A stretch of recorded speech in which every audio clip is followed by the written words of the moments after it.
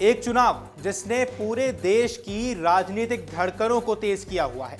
हर तरफ एक ही चर्चा है, इस बार बदलाव तय है। साल 2021 जब ममता बनर्जी ने वो कर दिखाया था जिसकी उम्मीद बहुत कम लोगों को थी। पूरी ताकत झोंक देने के बावजूद भारतीय जनता पार्टी यानी कि बीजेपी सत्ता से दूर रह गई थी और खेला होबे सिर्फ नारा नहीं बल्कि एक सच्चाई बन गया था। जब नतीजे आए तो कहानी कुछ और ही निकली और अब है साल 2026। फिर वही मैदान, फिर वही खिलाड़ी, लेकिन इस बार दांव कहीं ज्यादा बड़ा है। सवाल वही है, क्या इस बार सत्ता बदलेगी या फिर एक बार फिर बंगाल कहेगा खेला होबे। नमस्कार, आप देख रहे हैं अमर उजाला, मैं हूं आपके साथ साहिल सुयाल। दरअसल पश्चिम बंगाल का चुनाव सिर्फ वोटों की गिनती नहीं होता है, ये एक कहानी है पहचान की, विचारधारा की और सत्ता के वर्चस्व की। 2021 ने सबको चौंकाया था और 2026 उसी कहानी का अगला अध्याय है। इस पूरी कहानी को समझने के लिए हमें पीछे जाना होगा 2021 में, वो चुनाव जिसे मिनी लोकसभा भी कहा गया, जहां एक तरफ थी ममता बनर्जी, जमीनी नेता जिनका पूरा राजनीतिक अस्तित्व बंगाल से जुड़ा है, और दूसरी तरफ थी बीजेपी, देश की सबसे बड़ी राजनीतिक मशीनरी जिसमें प्रधानमंत्री से लेकर तमाम बड़े चेहरे मैदान में उतर चुके थे। हर रैली, हर रोड शो, हर बयान ये सब बता रहा था कि ये चुनाव सिर्फ राज्य का नहीं बल्कि राष्ट्रीय प्रतिष्ठा का भी सवाल बन चुका है। फिर आए नतीजों का दिन और आंकड़ों ने सबको चौंकाया। 294 सीटों वाली विधानसभा में टीएमसी ने 213 सीटें जीत ली थी, बीजेपी 77 सीटों पर सिमट गई। वोट शेयर भी कम दिलचस्प नहीं था, टीएमसी करीब 48% पर रही और बीजेपी करीब 38% तक पहुंच गई। मतलब लड़ाई कड़ी थी लेकिन जीत साफ थी ममता बनर्जी की। अब सवाल उठता है, ऐसा क्या हुआ कि पूरी ताकत लगाने के बावजूद 2021 में बीजेपी पीछे रह गई थी? अब इसका जवाब छिपा है उस चुनाव के नैरेटिव में। खेला होवे ये सिर्फ एक चुनावी नारा नहीं था, ये एक भावनात्मक लहर बन गया था जो हर गली, हर मोहल्ले, हर गांव में गूंज रहा था।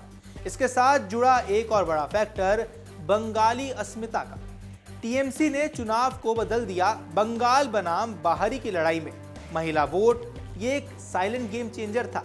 लक्ष्मी जैसी योजनाओं ने लाखों महिलाओं को सीधे टीएमसी से जोड़ दिया और फिर आया माइनॉरिटी वोट जो लगभग पूरी तरह एकजुट होकर टीएमसी के साथ खड़ा हो गया। और अंत में बीजेपी के एग्रेसिव कैंपेन, जहां कई जगह ये रणनीति काम आई, वहीं कई जगह इसका उल्टा असर भी देखने को मिला। यानी 2021 एक ऐसी लड़ाई बनी जहां मुकाबला बराबरी का जरूर था लेकिन मैंडेट साफ था।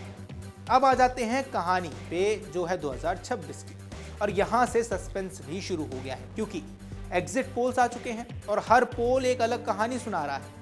कुछ कह रहे हैं बीजेपी बढ़त में है, तो कुछ कह रहे हैं टीएमसी फिर से वापसी करेगी, और कुछ इशारा कर रहे हैं हंग असेंबली की तरफ। यानी तस्वीर अब भी धुंधली है और यही इस चुनाव को और ज्यादा दिलचस्प बनाता है। मुकाबला अब भी वही है, टीएमसी वर्सेस बीजेपी का, लेकिन इंटेंसिटी यहां पहले से कई ज्यादा नजर आती है। इस बार पोलराइजेशन और ज्यादा गहरा है और स्टेक्स भी कई ज्यादा बड़े हैं। नैरेटिव की लड़ाई भी यहां जारी है क्योंकि टीएमसी कह रही है बांग्ला निजेर मेया के चाय, यानी बंगाल अपनी बेटी को ही चाहता है। वहीं बीजेपी इस बार नेशनलिज्म और गवर्नेंस के मुद्दे पर जोर दे रही है। 2021 में जो नैरेटिव बना था वो 2026 में और ज्यादा शार्पन हो चुका है, लेकिन इस बार एक नया फैक्टर भी जुड़ा है जिसको कहते हैं एंटी इनकम्बेंसी। टीएमसी को सत्ता में 15 साल हो चुके हैं और इतने लंबे समय के बाद सवाल उठना स्वाभाविक है। भ्रष्टाचार के आरोप, स्थानीय मुद्दे, रोजगार की चिंता, ये सब इस बार वोटिंग बिहेवियर को और वोटिंग प्रतिशत को जरूर प्रभावित कर सकता है। साथ ही ये चुनाव सिक्योरिटी के लिहाज से भी बेहद संवेदनशील माना जा रहा है। कई इलाकों में भारी सुरक्षा बल तैनात है, हजारों बूथ्स को सेंसिटिव घोषित किया गया है और एक बड़ा बदलाव यहां हुआ फेजेस का। जहां 2021 में 8 फेजेस में चुनाव हुए थे, यानी 8 चरण में मतदान हुए थे, वहीं 2026 में इन्हें सिर्फ 2 चरणों में समेट दिया गया। मतलब साफ है, कैंपेन तेज है और पोलराइजेशन अपने पीक पर है। अगर हम 2021 और 2026 को साथ में रखकर देखते हैं तो फर्क साफ नजर आता है। 2021 में बीजेपी मजबूत थी लेकिन टीएमसी ने जीत दर्ज की। 2026 में मुकाबला और ज्यादा बराबरी का नजर आ रहा है और यही इसे अनप्रिडिक्टेबल बना देता है। सबसे बड़ा सवाल अब यही है कि क्या बीजेपी 77 सीटों से उठकर 148 के बहुमत तक पहुंच पाएगी या फिर ममता बनर्जी एक बार फिर से बाजी मार जाएंगी? इस सवाल का जवाब छिपा है कुछ एक्स फैक्टर्स में। महिला वोट अब भी निर्णायक है, माइनॉरिटी वोट अब भी बड़ा गेम चेंजर है, युवा वोट दो हिस्सों में बटा हुआ नजर आता है, जॉब्स और नेशनलिज्म के बीच, और रूरल वर्सेस अर्बन डिवाइड जो हर चुनाव में शांति से असर डालता है। लेकिन एक चीज याद रखनी होगी, एग्जिट पोल हमेशा सही नहीं होते हैं। 2021 इसका सबसे बड़ा उदाहरण है, जब ज्यादातर पोल गलत साबित हो गए थे। इसलिए 2026 के एग्जिट पोल्स को अभी नतीजा मानना जल्दी होगी, बल्कि ये एक संकेत के तौर पर देखा जाना चाहिए। और अब आता है सबसे बड़ा सवाल, क्या इस बार सत्ता बदलने वाली है? 2021 की कहानी क्या दोबारा दोहराई जाने वाली है, या फिर इस बार पूरी स्क्रिप्ट बदल दी जाएगी? बीजेपी के पास मोमेंटम है, लेकिन टीएमसी के पास ग्राउंड स्ट्रेंथ है। अगर वोट थोड़ा भी स्प्लिट हुआ तो हंग असेंबली की संभावना बन सकती है, और अगर ऐसा हुआ तो छोटा दल यहाँ किंग मेकर बन सकता है।